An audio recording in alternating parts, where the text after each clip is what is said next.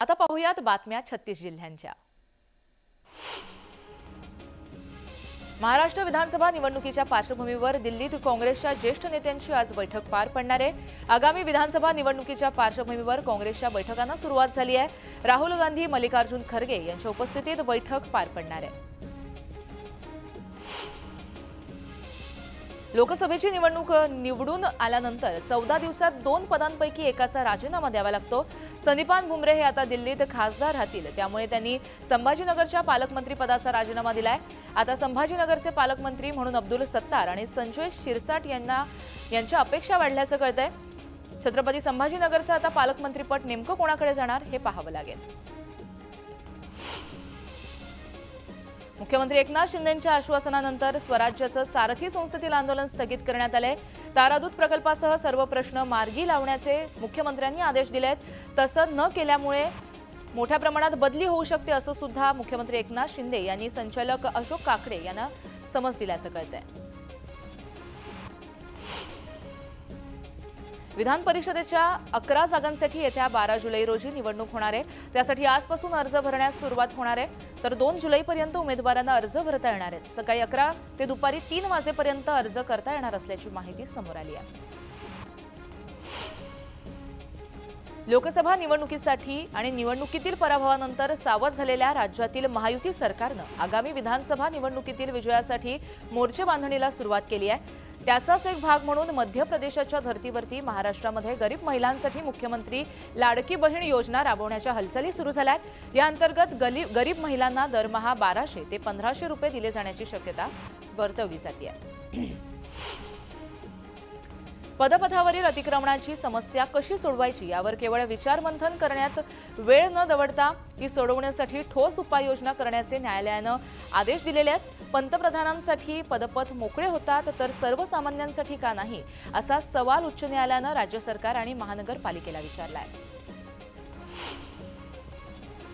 चंद्रपूर जिल्ह्यासह राज्यातील शिवभोजन केंद्राचं अनुदान हे 3 महिन्यांपासून रखडलंय। अनुदान वारंवार थकीत राहत असल्यानं शिवभोजन केंद्र संचालकांची अडचण आहे। अनुदानात सातत्य नसल्यानं केंद्र संचालक हतबल झालेत। शासनानं योजनांच्या अनुदानात सुरळीतपणा आणण्याची मागणी केंद्र संचालकांनी केल्याचं कळतंय। इंधनावरील होणारा खर्च टाळण्यासाठी आणि पर्यावरणाच्या संवर्धनासाठी डिझेल इंजिनवरील धावणाऱ्या रेल्वेगाड्यांना विद्युत इंजिन जोडण्यात येणार आहे। मुंबईतून सुटणाऱ्या राज्यराणी, देवगिरी, हिंगोली जनशताब्दीला डिझेलऐवजी विद्युत इंजिन जोडण्यात आलंय। त्यामुळे इंधनाची बचत होणार असून इंधनावरील कोट्यवधी रुपयांचा खर्च जो आहे तो वाचणार आहे। किनारपट्टी आणि पश्चिम घाटाच्या परिसरात पुढील 3 दिवस पावसाचा जोर हा कायम राहणार आहे। विदर्भ आणि उत्तर महाराष्ट्रामध्ये मेघगर्जनेसह पावसाचा अंदाज आहे। नागरिकांनी सतर्क राहून काळजी घेण्याचं आवाहन प्रशासनाकडून करण्यात आलं आहे। मोसमी पावसानं संपूर्ण महाराष्ट्र व्यापलाय, पण पूर्व विदर्भाला अजूनही पावसाची प्रतीक्षा आहे। रविवारी पश्चिम विदर्भामध्ये बहुतांश ठिकाणी मुसळधार पाऊस झाला, मात्र उपराजधानीसह पूर्व विदर्भातील अनेक जिल्हे अद्यापही कोरडे आहेत। मुंबईत पावसानं ओढ दिली असली तरी मुंबईला पाणीपुरवठा करणाऱ्या तलाव क्षेत्रामध्ये बऱ्यापैकी पाऊस पडलाय, त्यामुळे धरणातील पाणीसाठा हा हळूहळू वाढतोय। ही वाढ फार मोठी नसली तरी पाणीसाठ्यात 2.5 ते 3,000 दशलक्ष लिटरनं वाढ होण्याची मदत झाल्याचं कळतंय। धाराशिव जिल्ह्यात मान्सूननं जोरदार हजेरी लावली आहे। जूनमध्ये 211 मिलीमीटर पाऊस होऊनही मुख्य नदी नाले हे कोरडेच असल्याचं चित्र पाहायला मिळतंय। गेल्या 2 वर्षांच्या दुष्काळानं धाराशिव जिल्ह्यातील पाणीपातळीही खालावली। जिल्ह्यात पाणी टंचाईचं सावट कायम असून शेतकऱ्यांचे डोळे हे आता पावसाकडे लागले आहेत। जळगाव जिल्ह्यात अद्यापही पुरेसा पाऊस न पडल्यानं अनेक भागातील पेरण्या या खोळंबल्यात। पेरणी तसंच पीक लागवड योग्य पाऊस न पडल्यामुळे पेरण्या खोळंबल्याचं कळतंय, तर आतापर्यंत जिल्ह्यामध्ये केवळ 35% पेरण्याच पूर्ण झाल्याचं चित्र समोर आलंय। घर खरेदीदारांच्या तक्रारी सोडवण्यासाठी सर्व विकासकांनी तक्रार निवारण कक्षाची स्थापना करण्याचे निर्देश महारेरानं दिले आहेत। मात्र तरीही आतापर्यंत केवळ 195 प्रकल्पातच असे कक्ष स्थापन करण्यात आलेत। या उदासीनतेची महारेरानं गंभीर दखल घेतली आहे। मुंबई महानगरपालिकेनं आगामी काळात रस्त्यावरील भेगा दुरुस्त करण्यासाठी आणि देखभालीसाठी कामावर जास्तीत जास्त लक्ष देण्यासाठी पॉलिमर कॉन्क्रीट सारख्या पर्यायांचा वापर करून विशेष पथक नेमण्याचा सल्ला मुंबई IITनं दिलाय।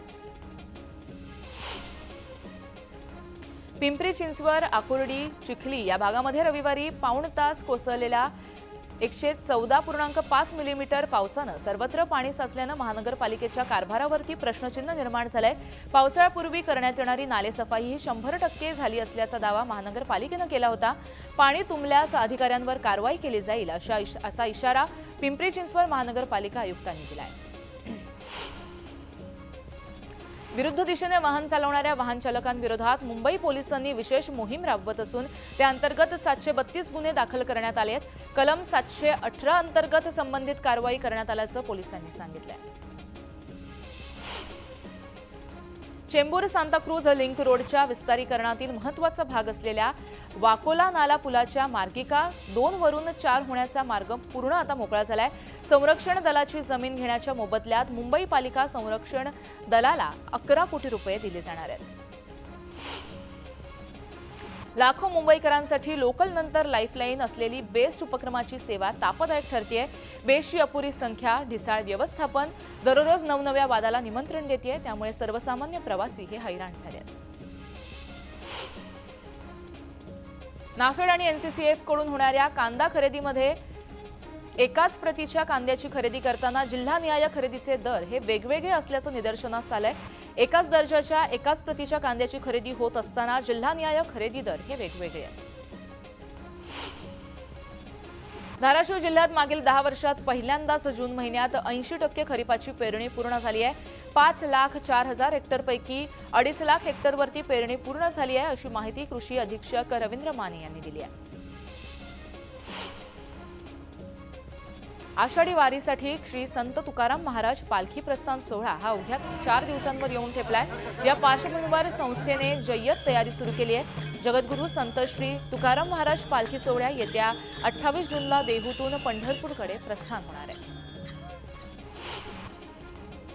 पालिका शिक्षण विभागाअंतर्गत RTEच्या मान्यतेशिवाय सुरू असलेल्या 218 शाळांपैकी 199 शाळांची RTEची प्रक्रिया पूर्ण झाल्याची माहिती पालिका शिक्षण विभागाचे शिक्षणाधिकारी राजू तडवी यांनी दिल्यामुळे हजारो विद्यार्थ्यांना आणि पालकांना दिलासा मिळाला आहे।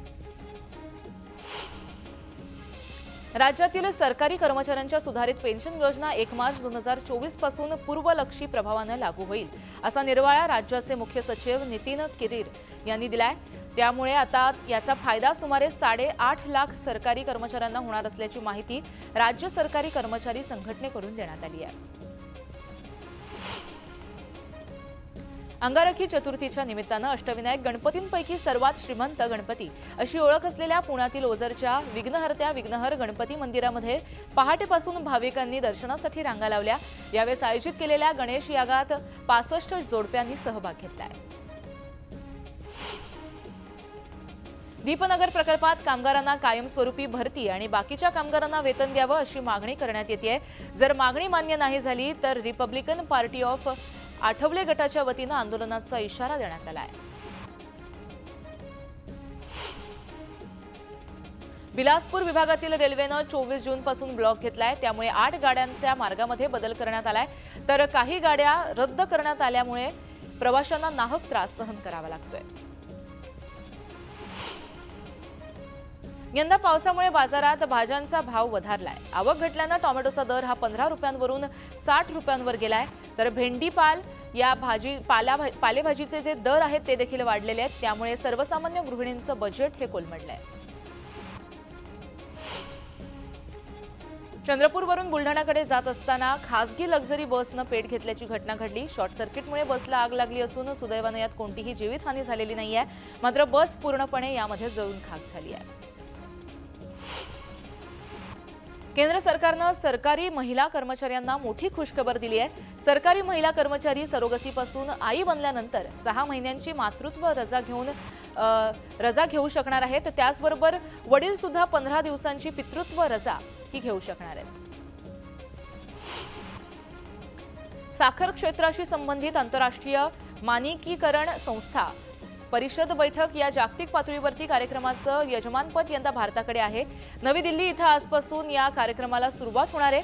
जगभरातील 30 पेक्षा जास्त देशांचे प्रतिनिधी या कार्यक्रमाला सहभागी लावणार आहेत। स्टाफ सिलेक्शनची ग्रुप बी आणि सी यासाठी 17,727 पदांची जाहिरात जाहीर करण्यात आली आहे। या पदांसाठी ऑनलाईन अर्ज सादर करण्याची प्रक्रिया सुरू करण्यात आली आहे। अर्ज सादर करण्याची अंतिम मुदत ही 14 जुलै आहे। परीक्षा शुल्क म्हणून जनरल, ओबीसी आणि ईडब्ल्यूएस प्रवर्गातील उमेदवारांना 100 रुपये भरावे लागणार आहेत।